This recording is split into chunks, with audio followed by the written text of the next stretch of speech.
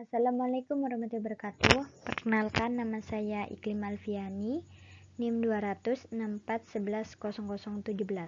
Saya di sini akan menyampaikan sebuah materi, yaitu materi tentang vektor sebagai bentuk tugas dari mata kuliah Matematika Dasar.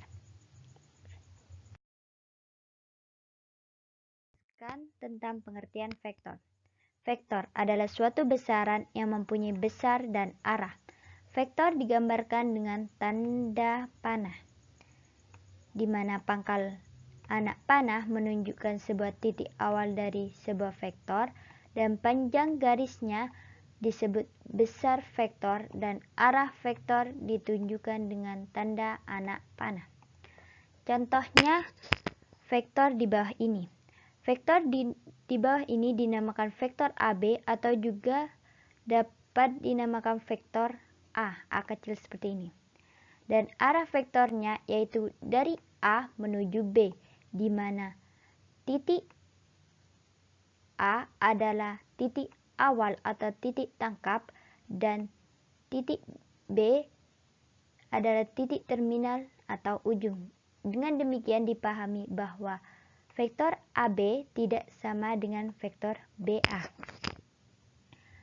Vektor di bidang dapat dinyatakan sebagai vektor A sama dengan A1I ditambah A2J, atau juga dapat ditulis seperti ini. Vektor A sama dengan A1A2. Vektor di ruang atau dimensi 3 dapat dinyatakan sebagai vektor A sama dengan A1I ditambah A2J ditambah A3K, atau juga dapat ditulis seperti ini.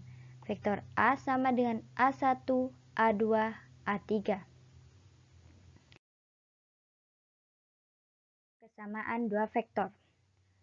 Dua vektor dikatakan sama jika keduanya memiliki panjang dan arah yang sama.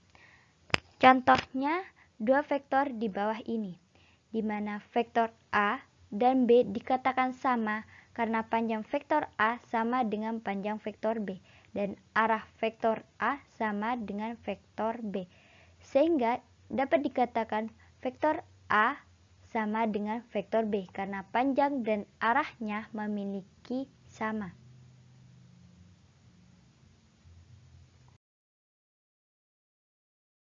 Vektor 0. Vektor 0 adalah vektor yang titik pangkal dan titik ujungnya berimpit, di mana suatu vektor 0 memiliki panjang 0 dan arah vektor dari vektor 0 adalah tidak tentu. Jadi vektor 0 juga dapat didefinisikan sebagai vektor yang memiliki panjang 0 dan arahnya tidak tentu. Vektor 0 dilambangkan 0 seperti ini, dan vektor 0 untuk di bidang adalah 0 sama dengan 0, 0 seperti ini, dan vektor 0 untuk di ruang adalah 0 sama dengan 0, 0, 0 seperti ini.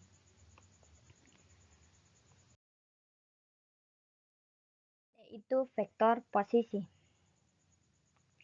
Vektor posisi adalah vektor yang titik awalnya terletak pada sumbu koordinat O atau 0,0, dan titik ujungnya berada pada koordinat lain.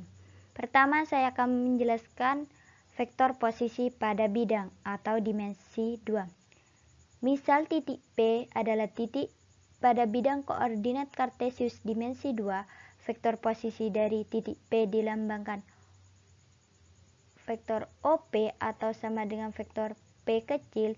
Jika koordinat titik P adalah Px1, Y1, maka vektor posisi dari titik P adalah vektor OP atau sama dengan vektor P kecil sama dengan X1, Y1, atau juga dapat ditulis seperti ini.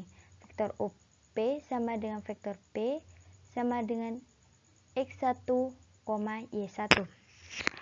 Terlihat jelas pada gambar di samping, di mana dikatakan bahwa titik P titik awalnya berada di koordinat O atau 0,0, dan titik ujungnya berada di koordinat P yaitu X1, Y1, sehingga vektor posisi dari P yaitu OP sama dengan P sama dengan X1 Y1.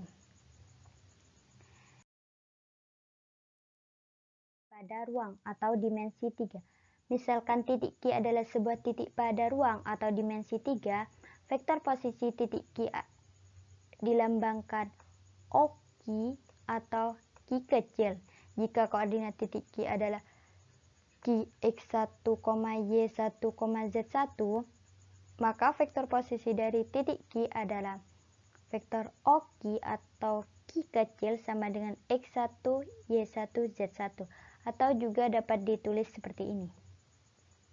Terlihat pada gambar di samping di mana titik Q berada di dimensi 3 atau di ruang, di mana titik awalnya berada di titik koordinat O 0,0 dan ujungnya berada di koordinat Q yaitu X1, Y1, Z1, sehingga vektor posisi dari titik Q dapat dituliskan seperti ini atau seperti ini.